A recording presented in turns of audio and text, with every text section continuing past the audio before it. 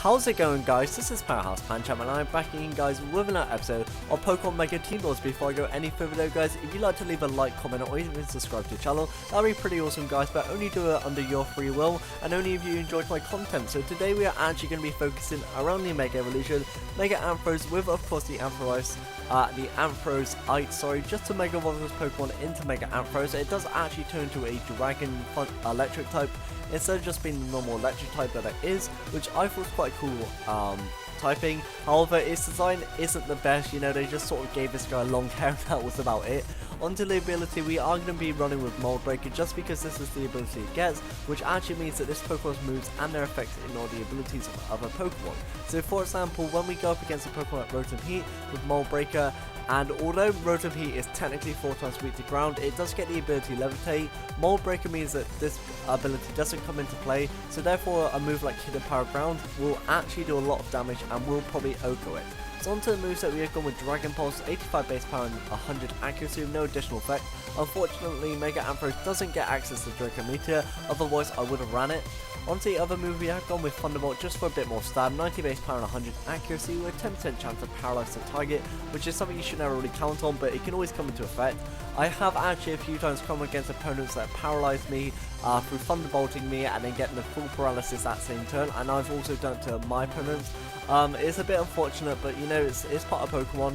And then for our third move, we have actually gone with Hidden Power Ground, which is 60 base power and 100 accuracy, and it actually gets the Mold Breaker bonus, which means that Rotom Heat and Rotom Wash get hit for super effective damage. As our last move, we do have Protect, which means that opponents cannot afflict us with damage that turn. Onto the EV spread, we've gone with 248 HP, 252 in special attack, and 18 special defense with a modest nature. Onto our second Pokemon, we have gone with Choice Band Seasonal with the Technician as its ability. I've technically never ever used Seasonal Choice Band, and I was going to go with the Life Orb variant. However, I think Choice Band can be used for great use, especially with the Technician ability, which means that this Pokemon's moves of 60 base power or less get 1.5 times damage output. So with Choice Band, it's almost like it's getting a 3 times bonus. So 60 base power moves becoming 180, which is actually pretty cool, and I really like that. Onto the moveset, we have gone with Bullet Punch first. 40 base power, 100 accuracy, and it does get priority. Knock Off next, just to give that 1.5 times more damage output if the foe holds an item, and it actually gets rid of that item, which is really good. It is also a Dark type move, which is really good just to hit Pokemon that are resistant to Bug and Steel. Next we do have Superpower, 120 base power and 100 accuracy, does lower attack and defense, which is the only downside, and it does sort of lose momentum, but you know what, you can work around it by OHKOing Pokemon, especially like Kangaskhan.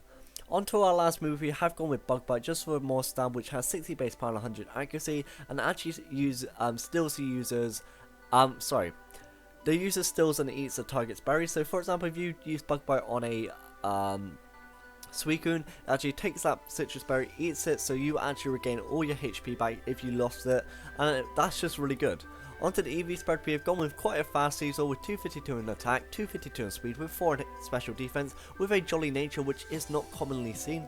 Onto our third Pokemon, we have gone with a very unorthodox choice, which is Liepard, the black cat, which looks so much better than the purple cat. I am sorry, but come on, Liepard looks so much better here than it does up there. And look, like, come on, let's be honest.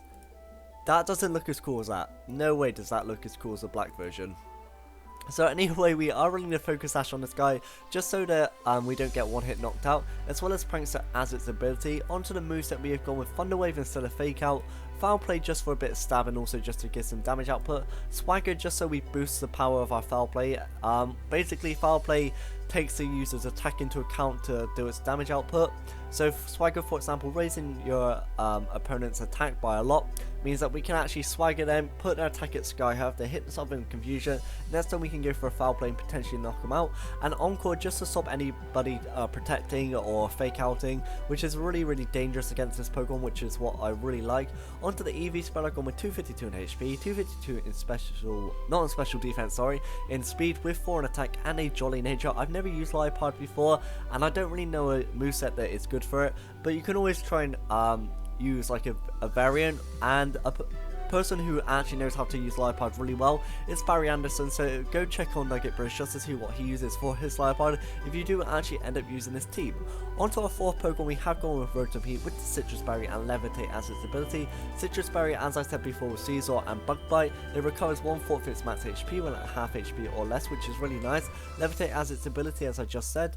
Thunderbolt is a really good move to have on this Pokemon with 90 base power and 100 accuracy as it is stab. Next we've gone with Overheat Jet, but it does lower our special attack by 2. We do actually need to run Overheat if we want to have the other version of Rotom instead of the Ghost Electric version, and it does have 150 base power, which is really nice, and also it gets a lot of damage off onto Aegislash. Onto our next move, we are going with Will-O-Wisp just to burn the targets and also just to neutralize physical sweeps, just like Landorus and Terrakion. Onto the EV Spud, we're going with 252 HP, 116 in defense, 36 in special attack, and 104 in special defense with a bold nature. So this Pokemon's very physically defensive, and that's what we like about Rotom Wash.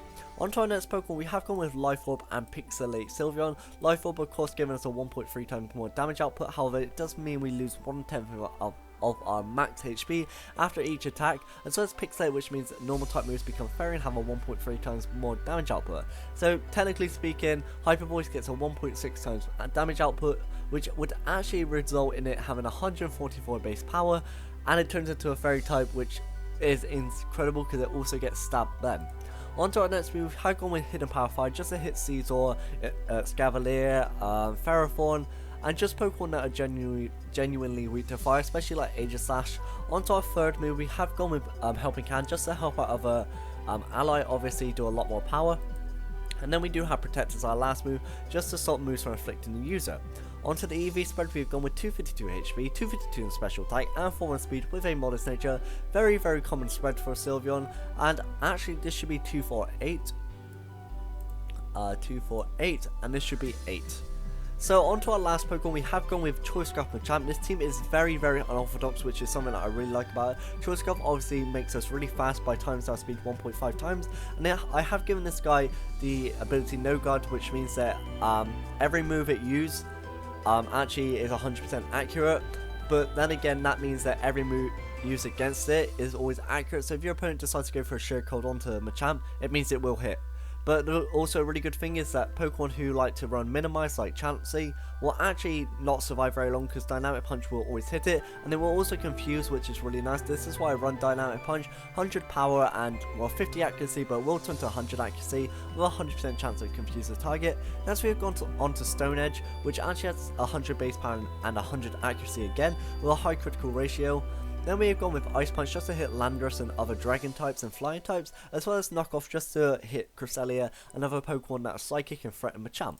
Onto the EV Spread, I've gone with 252 in attack, 4 in special defense, and 252 in speed with a jolly nature. So that's my video, guys. Thank you so much for watching, and I hope you guys did actually enjoy the team builder. This team is very unorthodox, and I recommend you guys using it. I haven't actually used it as of yet. I was actually going to record an episode of Showdown sessions with this team because I really like the look of it. However, there seems to be nobody on the Showdown ladder at the moment, so I will actually bring you to this team maybe tomorrow, or I might actually bring you a Peristrap team, or even carry on with the UK Sand team that we've been using. So thanks for watching, guys. Go check out my other content. I always seem to screw that up now, and for now, Pancham people, goodbye.